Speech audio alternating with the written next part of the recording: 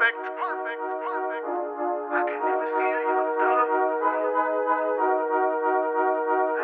PRIMOBeats on the I track. got a little name, so they talking down on me. I'm checking in the bag, and you ain't around for it.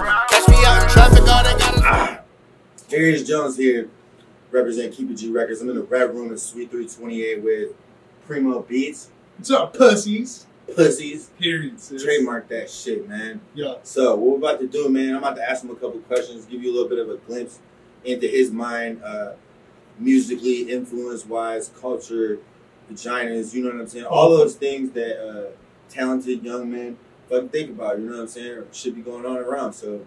Early on, it was like Michael Jackson. You know, my mom got me hip to MJ at a really young age. And I mean, for real, his music just influenced me so much. And when I started getting into playing music, it was a lot of jazz, a lot of swing music. But I've always been a fan of hip-hop and heavy metal. Okay. So, you know, before I got into the hip-hop scene directly, like working, I was playing in metal bands, punk bands, doing gigs, you know, getting drunk, getting in mosh pits and walls of death and shit. Because that's when when I first kind of met you, you were like coming out of that, you know what I'm saying? Yeah. Well, not out, but away from it, you know what I'm saying? And getting into more beats. That's how I met you, obviously, as a producer. Yeah. You know what I'm saying? But it's dope that you have that other side of music, you know what I'm saying? And also, I'm sure if it's not even directly reflected in your music right now, it's still driving you somewhere in your subconscious. Yeah. You know what I'm saying? I mean, even in my beat production, like, a lot of my piano riffs that I make are very similar to, like, guitar riffs that I would play. Okay. You know what I mean? So I guess mentally I just stay in that zone of music that I like, which, as you said, and I agree with, it's very influenced by my overall musical experience as a... But, like, what's something right now that's going on in hip-hop, like, that you're paying attention to? Something that has your attention? The rise of the producer since, you know, the last 3 or 4 years. How the scenes kind of flip-flop. Like, you look at your Lex Lugers, your Southsides, your Scum Beats, you know, Blueface's producer, and these guys are superstars, you know, of their own right, without the artists that they actually produce. Yeah, Metro Boomin, come on. Yeah, so that's something I've really been paying attention to, and it's really influenced me and my branding and how to push my brand. Just the rise of the producer, as I would say. You know what I mean? Obviously, the artist is always going to be the artist, always going to have the spotlight, but it's just so beautiful that nowadays producers do too. Yeah. You know what I mean? Like, There's a name to eat off. Absolutely, man. I'm going to just shout out my boy Dilo, man, my producer. He goes with the same thing. Like, he's just as much an artist as he is a producer. Yeah. Which I consider you as well, because you're not just behind the scenes. You're hands-on in the studio. Your personality is known just as much as the artist. You know what I'm saying? And, like, now I would say one thing, I'm not going to interview myself, but let me just get it out there. Yeah. What I have noticed between artist, producer, rapper, producer is that you guys, as a producer, your name is actually, like, included in, like, who composed the song. Like, it wouldn't just be like Aareus Jones and then that's who made the song, like, on Spotify. Now it's like, if you produce a beat, it'd be Aareus Jones and PRIMOBeats, like, right next to the artist name. I've been seeing some of that too, especially with Metro Boomin. Right. He's right there with Future. Yeah, you know what I'm even saying? if he doesn't have vocals on it. Right. Still, yeah, it's crazy, right? Absolutely. Yeah. His name's right there. So. Yeah. It is dope, man. And it's something, like, as a hip-hop artist, I'm like, that's dope. It's something I'm not always used to, but now I'm like, this is a natural thing. This is gonna happen. This is the way it's gonna go. It's quid pro quo at this point. Yeah. Shout out producers out there. Keep grinding. Hell yeah, man. In the scene right now between 734 and 313. Yeah. Who, other than an artist that you directly work with, who's your favorite artist? I mean, or some of them. You don't have to say just one. There is just one, and I've worked with him a bit, but I'm just starting to form the relationship, and that's my dog, Sueno. Represent Riverside. He's crazy. He's amazing. He's incredible. Guys, the whole package. Like, I went out to hang out with Sueno and Gus in Sherwood at Sueno's crib, and when I tell you, this man just freestyled at me for like 30, 45 minutes, and normally I hate that shit. But he's so cold with it, so amazing, so captivating. His energy, his delivery. You know what I'm saying? He's so precise. He's just incredible. Oh, no, we got to take this one. Blah, blah, blah, blah. I'm just like, damn. Again, normally I hate that shit. I don't like people just like kicking, freestyles. I mean, that's just boring as fuck. Jabbing that shit. Yeah, and I was like, man, shut the fuck up. Buy some beats. Right. However, Sueno, definitely my pick. Yeah, definitely my pick. That's what's up. Shout out Swainer. What do you think makes you a great producer as opposed to just a beat maker?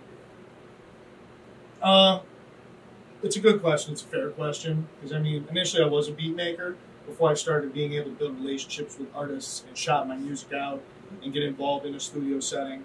For me personally, it's just the above and beyond aspect of what I do. Like, no matter what my guys need, you know, I'll put money out there, I'll put my energy out there, I'll, you know what I'm saying, I'll micromanage situations, I'll connect the dots for my guys.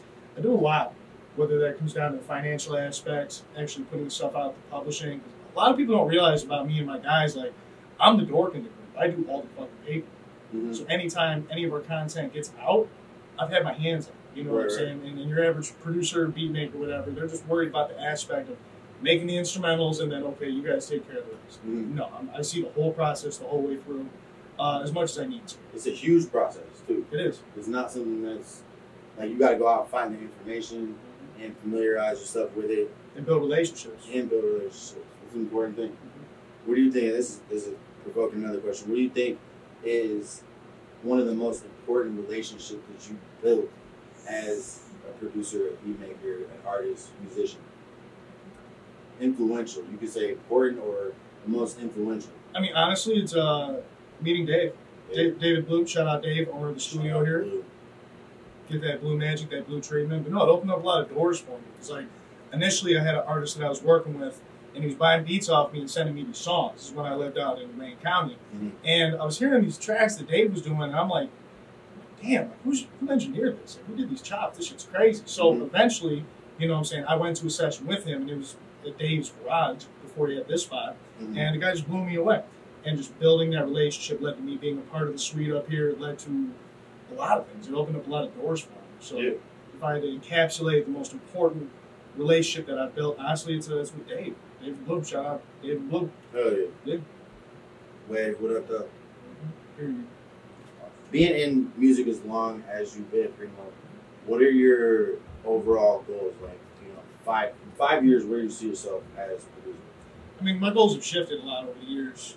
As it stands right now, back in the day, it was all about, you know, landing that big placement. I'm going to get a record with Future. I'm going to get a record with Lil Wayne or just whoever's popping, you know what I'm saying? My attitude now, just because the people I surround myself with, my team, the artists, the engineers, the graphic designers, everybody's so strong that my goal within the next 5 years, 3 years, whatever you want to say, is to start putting some plaques on the wall with my guys. Whether they be Sherwood, Mills, B-Pat, any of the artists that I work with. Yeah. You maybe, I don't know. You know what I mean? Put some plaques on the walls with my guys. I don't give a fuck about catching no placements at this point. Yeah. Out the mud type shit. I'm not worried about going straight to the top, getting that little good connect with, you know what I'm saying, little pump or whatever. It's a fantasy, you know what I'm saying? Like, well, what's the reality? It does happen. That was the wrong way to say it. Like, it's up there, but there's a manifestable way to get there, as opposed to like thinking it's gonna fall in your lap. Well, those guys got there the way that I want to get there. You look like Blueface and Scumbeats. Okay, Scumbeats was working at 9 to 5. Blueface was working at 9 to 5. Records started popping, started going through the high schools, started going through the radio stations, started exploding, and now these guys are fucking stars. They did the same way. Scumbeats wasn't trying to catch, you know what I'm saying, a feature with nobody. He was just trying to make his music, and that's what he did. Shout out Blueface. Bop. Let's dive off of music for a second. I'm gonna just ask you a random personal question. Okay. Talk about the worst date you've ever been on. The worst date I've ever been on? Yeah. It wasn't really a date per se. It was, you know, this chick I was talking to over the internet and shit. She was looking real good, sent some good angle nudes and shit. And I was trying to crack. Shout out to the girls now, shoot their angles. No, this bitch catfished me, and I was dumb. I didn't go through like let's meet at a restaurant or let's hit a bar. Public place, you never know. Hyena might. Nope, brought this bitch to my house. She was a straight water buffalo. I just got pissed. I got pissed drunk and told her to leave. Whoa. Yeah, I said I remember looking her dead in her shit like, you do not look like the pictures you sent me, and she had to go. So, man, bitches, catfish. Man, good catfish too, dog. I swear to God. I said a good catfish. Good catfish. 25-pound Mississippi catfish. This bitch tricked me. Hell no. Woo. Pulled up looking like Hulk Hogan daughter. Oh my God. Oh my God. As an artist myself and somebody that you personally, your marketing tactics, you know what I'm saying? Like you see PRIMO on Facebook and not so much Instagram. I don't see too much on Instagram, but on Facebook, you're just always engaging. And I say engaging to not go positively or negatively, because all energy is good energy. You know what I'm saying? When you're promoting, I agree with that. Unless it's like, you know, damaging, dangerous. Some people get hurt. You know what I'm saying? Yeah. Aside Super from, negative. Yeah, you know, super negative, chaotic type of shit. Yeah, I can't be doing that. What inspired you, or was there an inspiration that led you to take that approach to marketing? You mean like the humor aspect of how I market, or the like kind of guerrilla tactics of getting the videos spun? Like what specifically do you mean? I would say you can talk about both. I would say both of them. Yeah, both of them. Definitely talk about both. Talk about, because you're a good memer. You're famous, damn near, for taking motherfuckers' faces and putting them on other people's faces, and it works. You get hundreds of fucking likes. Yeah. And then you're able to advertise your music or throw it in there that way to draw traffic. So I'm like, yeah, and that's the method of the mayhem. Really, like what I've discovered is, you know, some of my artists are able to push themselves out to market because they already have a kind of fan base, people watching them. But for the most part, if I put attention on myself, if I draw your attention to me on some funny shit, okay, and all of a sudden you're paying attention to my page and my posts and all this sort of thing. When I post the music, you're more inclined to check into that. Because what I've noticed, especially on Facebook and Instagram, a lot of these guys, they're DMing me songs, check out my record, with no fucking icebreaker, which I hate. Right. They're spamming links in comments, spamming links on your page. It's like stupid. Like, I want to draw you in. I don't want to be like, check this out, please look at it. I want you to be like interested, actively watching what I'm doing. I'm like, okay, now this is interesting to me. Right. You know what I'm saying? So you're hitting them with the why first. Yes. And then showing them what. It's almost a bait and switch. Hmm.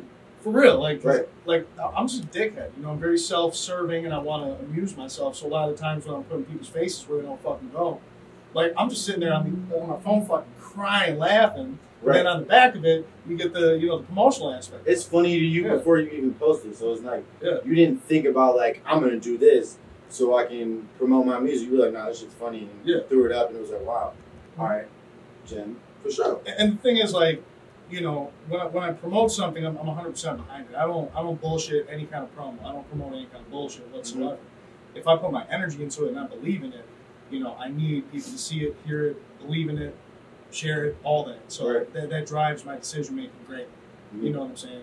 Really. For better or worse.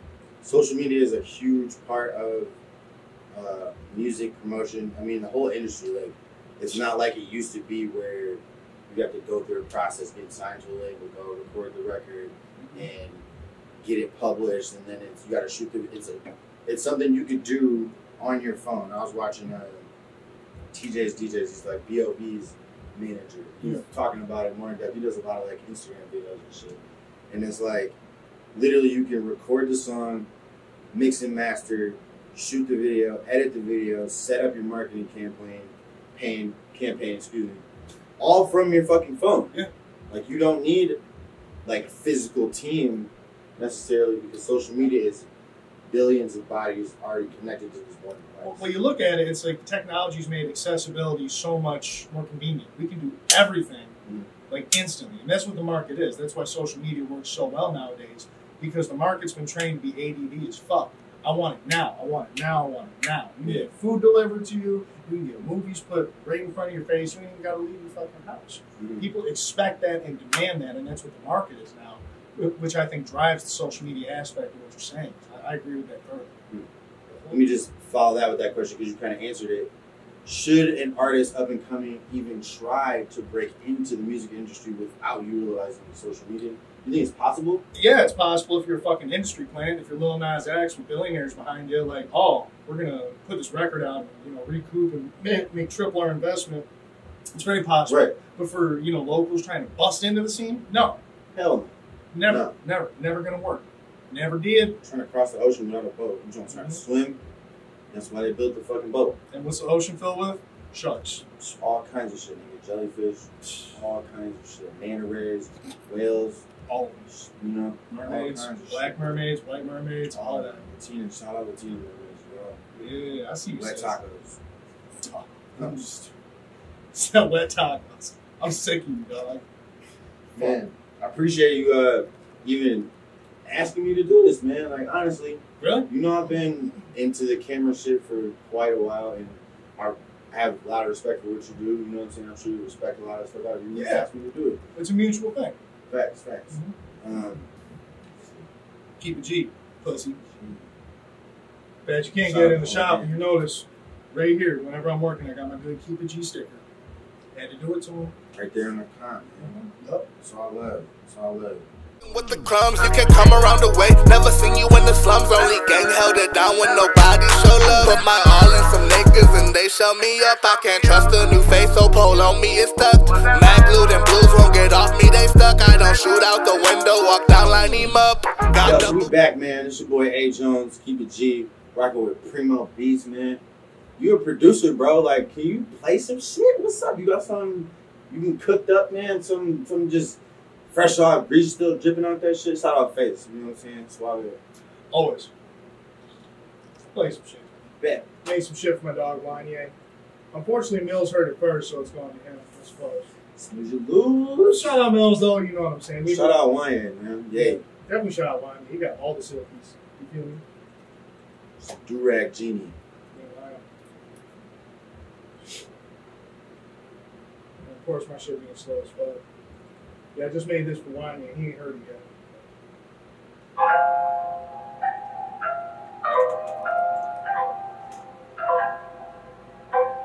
Smooth. I called this one Desert Flow because it reminds me of being in a desert, even though I've never actually been in a desert. Actually, yeah. Niggas been hot, but not for real. PRIMOBeats on the check. You know what I'm saying? It's kind of hip-hoppy, kind of new agey. Yeah. A little bit different. It's kind of like Arabian Nights in the hood. Yeah. So with it. That's all they get for free, though. They bitch getting the Arabian goggles. If you don't know what that is, look it up. Arabian goggles. Yeah. I'm gonna do it though. Oh, you don't know? Should I ask what that means? That's when you drape your balls over a bitch's eyes. The Arabian goggles. Done, bro. Done. He made that shit up, I swear to God. Yeah, no, you're gonna Google that and be like, damn, that's the thing. For real. I'm not Googling it. I'm not Googling that shit, nigga. That's real. Oh, man. Tap in, dog. Alright, I'm ask you a producer question because Okay. I make beats too. I fuck with the FL Studio. You fuck with the FL Studio. Don't you have I was about to say, man got the tattoo, bro. Like, you are not ride or die with your dog unless you get that bitch on your arm. And you know what? I've been, reaching out to them on everything. Instagram, Twitter, email, Facebook. Image Line has not hit me back. Give me a good sponsorship. I put this shit all in my skin for life. Give me a t-shirt. Give me something. Something. Just recognize me. It's big too, man. It's not like a little like. That's what she said. Bitches get the little unicorns or the hearts or something. You know what I'm saying? Little pussy that shit right there. Yeah. So we definitely gonna push this in. Yeah. It's in your inbox for sure. Yeah. Wherever it I'm is. gonna start sending them dick pics too. Gotta get their attention somehow. Somehow, man, Primo, wow, man. Yeah. No filters for sure. Cause I done seen you say some of the craziest shit. You know what I'm saying? Excellent marketing. You know what I'm saying? That's what it comes down to. That's how I look at it. You know what I'm saying? Some people will sit there and be like, he's an asshole, blah, blah, blah, blah. Like, you're a regular fucking person and you've never had a joke told you in your whole motherfucking life and now you're on Facebook. And it's a world of its own. You know what I'm saying? That's the way I look at it. Like, it's wild. It is a place where people you get lost in it. Like, it's a reality. And it's like, it's a fucking program on a computer. You know what I'm saying? Like, don't get lost in that shit, man. Motherfuckers, I've heard of people doing crazy ass shit. Like, what? With being discreet, what is something that you've seen happen on social media that was just off fucking like? I can't even speak on it. Can't speak on it. I know some things that have happened, and I mentioned no names. Right. I never seen none. It's a code to that shit. Right. I don't. That's what I'm saying. Like discretion. Like, can you go like underneath that to some wild shit that you could say, like some fucked up shit that happened? Someone on my friends list about 2 years ago put up that they were in a relationship with somebody, and I noticed, there's a little post, like, so-and-so's in a relationship with such and such, and there's a lot of comments under it. These motherfuckers are cousins. Yeah. So I don't really know what to say beyond that. That's really strange. I'm white, but not that white. Right. Fuck my cousin white. Man. But they were. And they're going to have some little web-toed babies. Web-toed. Their eyes stick close together and shit. Yep. Good 6-finger hand. Tap in. Tap in. It's weird how everyone says that now. It's like, one thing that's really funny to me is like, you know, the catchphrases and shit. Yeah. Tap in. And, what's no cap. Wow. Yeah, no cap. Yeah. You capping. Like, Bop. yeah. That's a big one. Bop. Yeah. Shout out Blueface. Yeah. Fuck you, Sherwood. Got me saying this shit all day to everyone. Bop. Mm. Shout out my dog Sherwood, though. Definitely. Definitely. Riverside. Bitch! It's Riverside, bitch! Sure. Gotta get I that remember- riff in there. I remember you first like introducing me to him, like, Yeah. and it was words along the lines. I'm paraphrasing, but watch this dude, bro. He's gonna fucking go somewhere. Yep. He's rough right now. I just met him. He's fucking amazing. So shout out Sherwood, man, definitely. And he's fulfilled. You guys have together, man, you know, fulfilled that vision that you had years ago as an artist. That's dope, man. So His development is ongoing and amazing, and it's helping me develop as well. You know what I Right. mean? So yeah, shout out that man. He's the hardest working artist I know personally. right. I think he's my artist. Hey. Now, your PRIMOBeats, and as far as like you having artists, is there a reason? Because do you have a label, or you just rock as an artist and like it's a mutual understanding between you and your artist? It's a mutual understanding, and when it comes to splits, when we publish and everything, I just make sure everything's fair. You know what I mean? If there's a third party involved, it's a three-way split. If Right. it's just me and you releasing a song, I'm making sure you get 50, I get 50. Right. I'm very above board in terms of how I do business. So when I build relationships with these artists, yourself included, you know, you get that element of trust. Like I know Primo's not going to fuck me over. Mm-hmm. So I don't run it like a label or anything like that. I deal with people on a person-to-person basis, and I just try and keep it honest and above board, like I said. Mm-hmm. Yeah. Dope shit, man. Dope shit. That's important, man. Trust. I mean, I've heard horror stories in the music industry where that element was completely just shit on, pissed on, you know, disregarded. You know what I'm saying? People get fucked. Fucked. Yeah. Royally. Yeah. You know what I'm saying? Be careful who you work with, man. Exactly. And know the process of, you know, publishing music, recording, getting it out there. Like you were saying, for yourself as a producer, the ISRC is important for recording artists like the BMI, ASCAP. Yep. That's super important because there's so many different platforms that we publish music on. You gotta manage all of that. You know what I'm saying? Well, here's an element. I'll throw this out there for you because I've heard of this happening. It's very, very common practice in the industry on like a high scale. Let's say A&R, here's your song, and they really like the beat, and they really like the words and your cadences and all that. They might have producers and artists on deck to recreate that. So if you're not copywritten properly and protecting your, you know what I'm saying, creative content, creative copyrights, whatever the words are, it can get stolen, and there's nothing you can do about it. Whereas if you have your ISRC in place and you're properly copywritten and you know everything going through the proper channels, you can protect your assets. Right. But it's very common, man. These again sharks, Right. sharks in this industry. Intellectual property. Intellectual property. Very Thank you. valuable. Very, very valuable. These days. Because like you said, if people are at a drop of a dime, can sit there and recreate it, change a couple notes, change a couple words. You know what I mean? I'm one of them. Yeah. I feel you. You and my voice, man. Shout out. Yes, I can sing. Shout out Puberty. You know what I'm saying? Way past that. I guess wrapping it up, man. You're an amazing producer. You're Thanks. super talented. You're unique, as well as you stand out. You know what I mean? And you can blend as well. I've heard you make multiple different kinds of beats. Like, what's your next move? Like, what's PRIMOBeats' next move? Just pushing my artists out there. You know, push them to get the best content that we can possibly put out, getting into the right hands in front of the right sets of eyes, and taking it to the next level, really. You know what I mean? Like, as I mentioned earlier, my goal is to put plaques on the walls with my artists, not with industry placement. So that's the goal. That's the next move. We all pushing together. Hell yeah. Mad respectable, bro. Mad respectable. Is there anything you want to promote, like a song? Like, would you talk about all your artists, you know what I'm saying, pretty evenly? Is there any one special project that you're working on right now that you just want to go look at this shit right now? I'm waiting on the Hustlemania tape, Guapo Blue, Riverside Sherwood, produced exclusively by me. It's cookout music. It's very dancey. It's very fun, yet still, you know, gutter ass bars talking about Dracos, bitches stuff, perks in they pussy, all types of evil Stuffers. shit. You feel me? Yeah, good stuffers. Good Going down to Tennessee with 500 blues on it. That's You feel it. me? That's a good word now. People use that a lot too. Stuffers. Yeah. Man, Bitch got them stuffed in her deep dish. deep. Shout out Guapo, dog. That is internalized, immortalized. Right? Right? For sure. For All sure. in her deep dish. Hell yeah. Well, thank you for watching, man. Once again, this is PRIMOBeats. I'm A. Jones. Tune in next time, man, and be on the lookout for more just ridiculous shit from this man, because he's super talented. I hope he goes global. You know what I'm saying? Shit. Global, Man, bro. me too, dog. Me too. But you know we keep a G around this bitch, so we're Hey. holding it down. Shout out to gang, man. Peace, love, respect. Fuck your And I'm mama. worth it if you don't deserve it. I'll remain real till they close down the curtains. You niggas so clout, think I work at a I got a little name, so they talking down on me.